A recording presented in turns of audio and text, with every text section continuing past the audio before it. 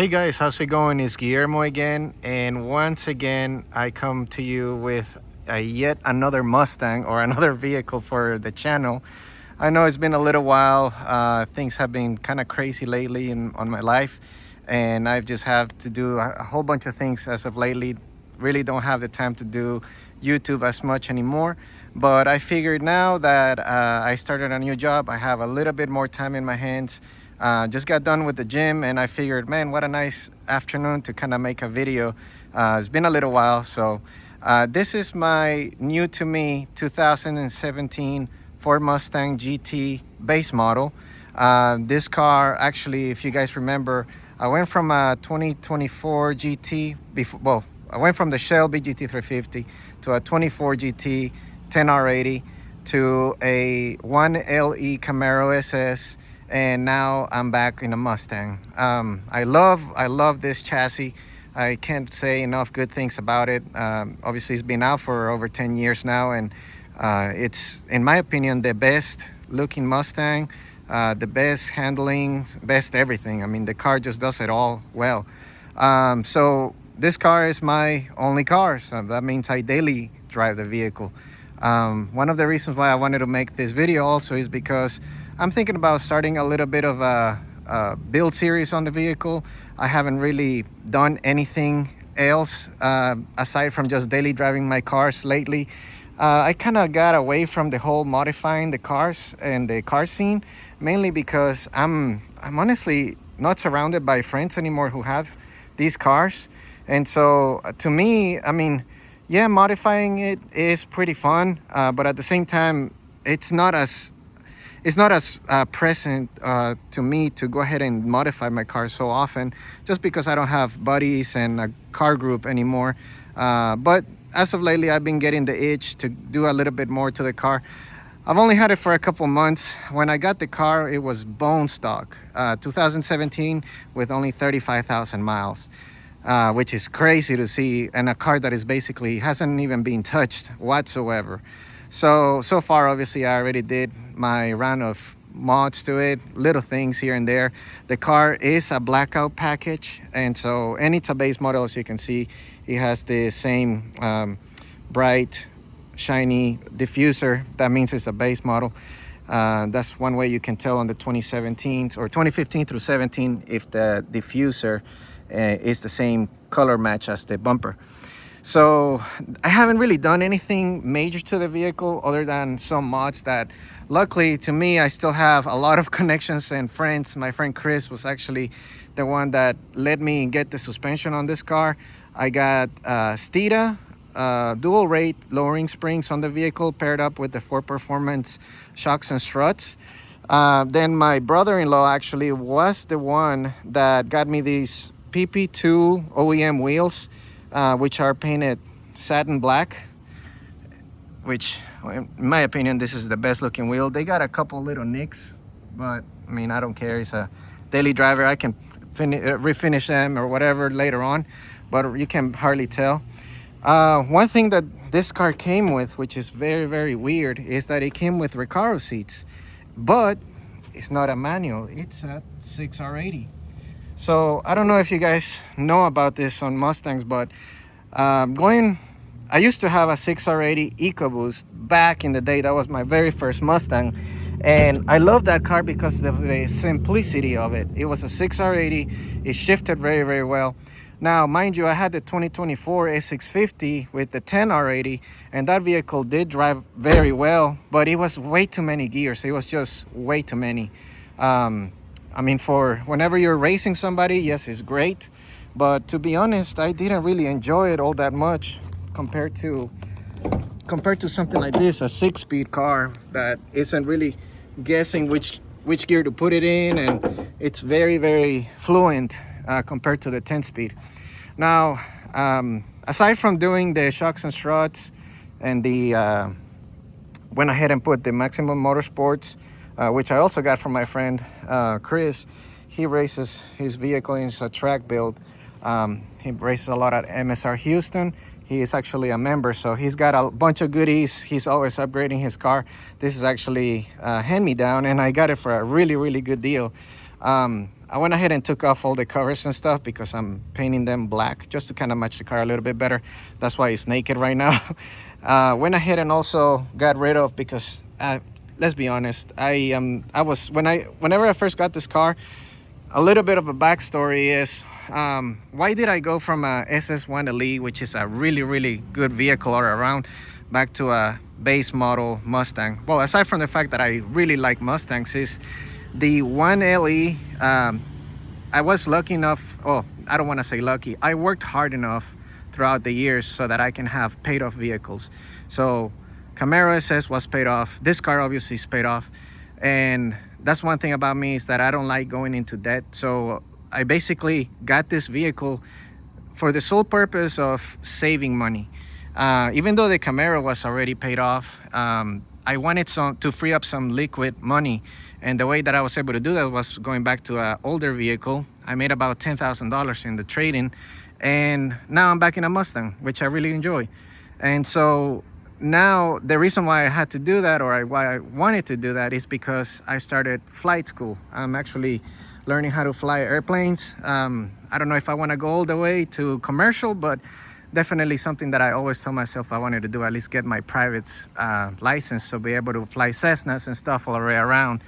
Matter of fact, this is one of the areas that I fly regularly, just to, practice and go all the way east.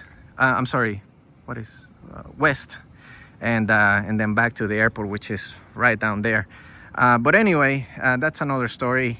Basically, I wanted to do that. Flight school is very expensive, so I figured what's the best way to do that without going into debt or taking away at the savings, right? So that's one way to do it. So went ahead and got a performance pack lip, because I think it's honestly the best looking lip for this year. It's very simple, but it does give it a little bit of an aggressive look. OEM PP2 wheels, painted the calipers red, and then went ahead and going back to this only cost me $10 for both sides.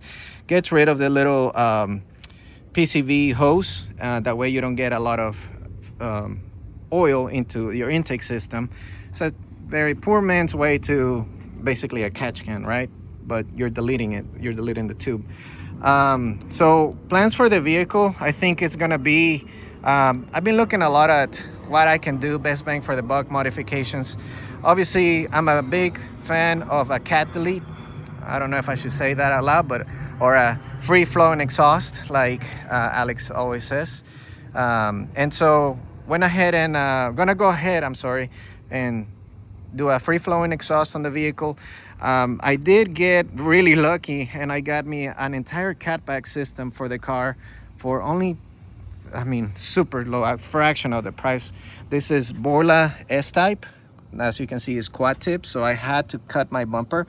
And then I went ahead and got it up there.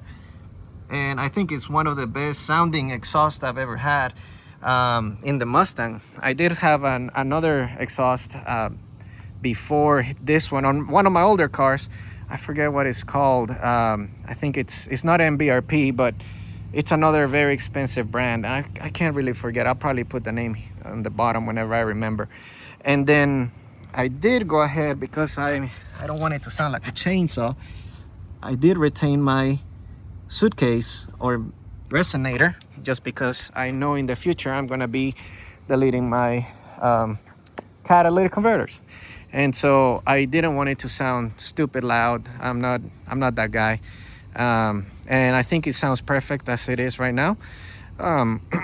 So I'm gonna be looking into, and I obviously, as you know, this year is always breaking the taps. This car actually came with the taps already broken, so went ahead and added that as well.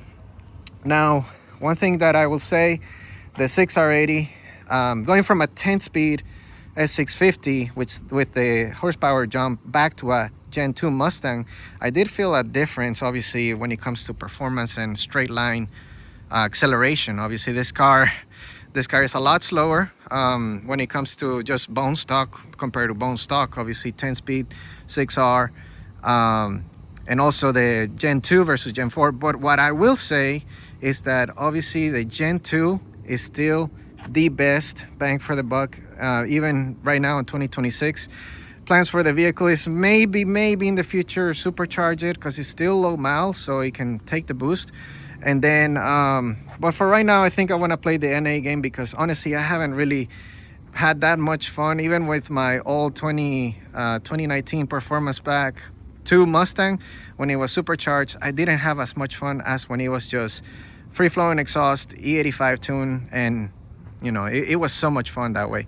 So this car is probably gonna get a manifold changed, because the manifold on these cars is pretty restrictive past 6,500 RPMs. It just kind of dips down. So I'm probably gonna put a Boss 302. I never ran a Boss intake, so I think it looks so good. And I don't know, I never tried it, so I might as well. And now they're cheap because the Gen 3 intake manifolds came out, so I can pick one up for like 200 bucks. So I'm gonna put that on. I'm gonna change this cold air probably to the 2018 cold air, because even though it looks relatively the same, the tube is a little bit bigger in diameter, and the mass airflow housing is a little bit bigger in diameter, and it retains the cold air functionality of the design. So I'm thinking about doing that. I can probably pick one up for less than $100, because people are literally throwing them away. And I'll pick one up, get a little K&N filter in there, and party that way. I think it will be very nice for the vehicle stop hand, and just overall keeping IATs low. So far, obviously I will go order a Lund Tune, just because that is the best drivability, in my opinion, on every tuner out there.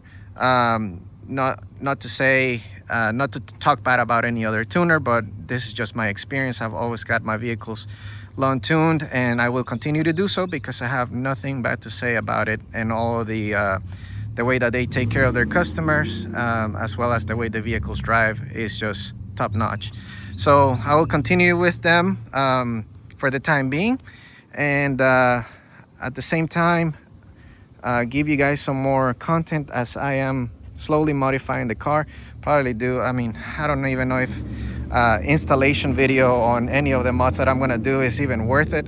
Oh, one thing that I do want to do to the car is probably a set of 373 gears. So the car right now has 331s with a 6R80. It's honestly very long gearing, and I kind of don't like that. It kind of feels like a truck more than a sports car. So I will be putting I know the 6R80 is not for sports cars so much. It was meant mainly for trucks, but you can make it feel a lot better with a 373 back there, or even a 355. So I know I can pick a set of gear and pinion for about $210. I will be doing that, and then obviously installing it, and that should be it as far as the vehicle's NA build. And after that, the next thing will be essentially boost down the line. But for right now, that's, you know, what I can do for under $1,000. I can get me an intake, probably a cold air.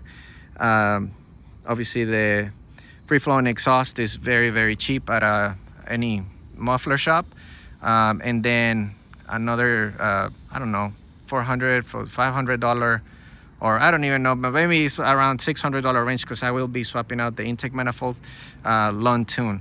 And that should be good for about 440 wheels, since it's a 6R80, I'm guessing. And after that, just enjoy the car. So thank you guys for watching, and just stay in tune for more content on the Mustang Gen 2 new to me.